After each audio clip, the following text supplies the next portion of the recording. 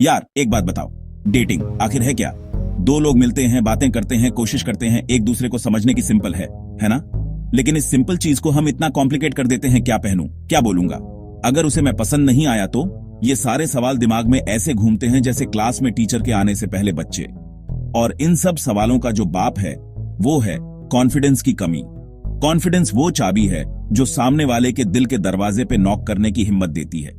बिना उसके आप दरवाजे के बाहर ही खड़े रह जाओगे, सोचते हुए कि घंटी बजाऊं या ना बजाऊं। सोचो, आप एक मस्त सी स्टोरी सुना रहे हो, लेकिन आपकी आवाज कांप रही है, आपकी आंखें जमीन देख रही हैं। भले ही कहानी में दम हो, सामने वाले तक वो फील नहीं पहुंचेगा। वो सोचेंगे कि ये बंदा तो खुद ही अपनी बात पे श्योर नहीं है। कॉन्फिडेंस ये नहीं है कि आप सबसे सुंदर हो या सबसे अमीर। कॉन्फिडेंस ये है कि आप जैसे भी हो, आप उस चीज के साथ कंफर्टेबल हो। डेट पे जाने से 1 घंटा पहले का टाइम बड़ा क्रिटिकल होता है। दिमाग में ओवरथिंकिंग का तूफान एक्सप्रेस चल रहा होता है।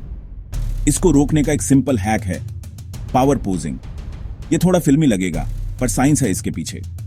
डेट के लिए तैयार होने से पहले अकेले अपने कमरे में शीशे के सामने 2 मिनट के लिए सुपरमैन पोज में खड़े हो जाओ। चेस्ट बाहर, हाथ कमर पे, थोड़ी ऊपर करके। रिसर्च कहती है कि ऐसी बॉडी लैंग्वेज आपके दिमाग में टेस्टोस्टेरोन यानी कॉन्फिडेंस हार्मोन बढ़ाती है और कॉर्टिसोल यानी स्ट्रेस हार्मोन कम करती है। आप इंस्टेंट थोड़ा पावरफुल फील करने लगते हो। ये ऐसा है जैसे एग्जाम से पहले मंदिर हो आना, बस यहां भगवान आप खुद हो। एक बार मेरा एक दोस्त था अंकित, भोपाल से था। उसको एक लड़की पसंद थी और बड़ी मुश्किल से डेट फिक्स हुई। वो इतना नर्वस था कि मुझे कॉल करके बोल रहा है, भाई कैंसिल कर देता हूं, पेट में गुड़गुड़ हो रही है।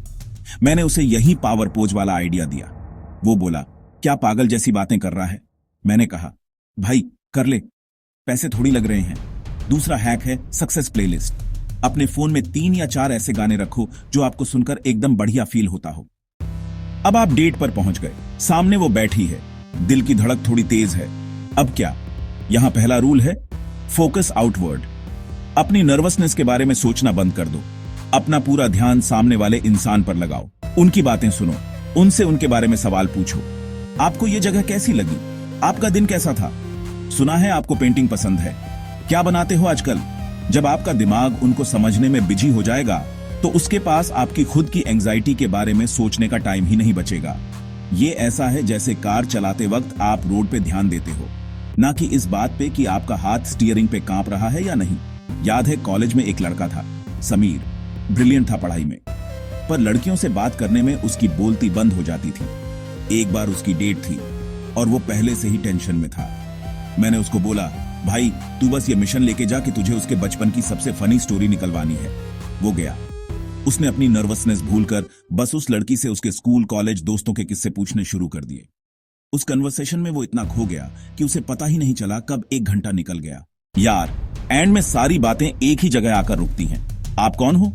ये सारे हैक्स, टिप्स, पोजेज, ये सब ऐसा है जैसे बाइक चलाना सीखने के लिए साइड में सपोर्ट व्हील्स लगाना। शुरू में जरूरी है, पर आखिर में चलानी तो आपको बाइक ही है।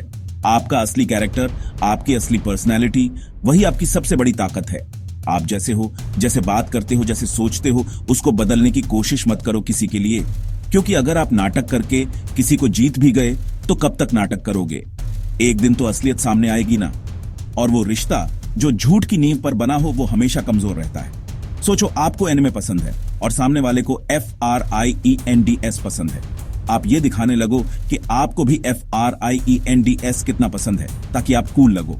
रिश्ता आगे बढ़ गया। अब हर बार वो FRIENDS की बात करेगी और आपको हाँ में हाँ मिलानी पड़ेगी। कितना फ्रस्ट्रेशन होगा। इससे अच्छा ये नहीं है कि आप पहले ही बोल दो, यार FRIENDS ठीक है, पर कभी डेथ नोट देखा है? उसका लेवल अलग है। तो भाई लोग, जब आप इस हॉक से सिंगल वाली मेंटालिटी के साथ जाओगे तो आपका बेस्ट वर्जन अपने आप बाहर आएगा। जाओ जीत लो।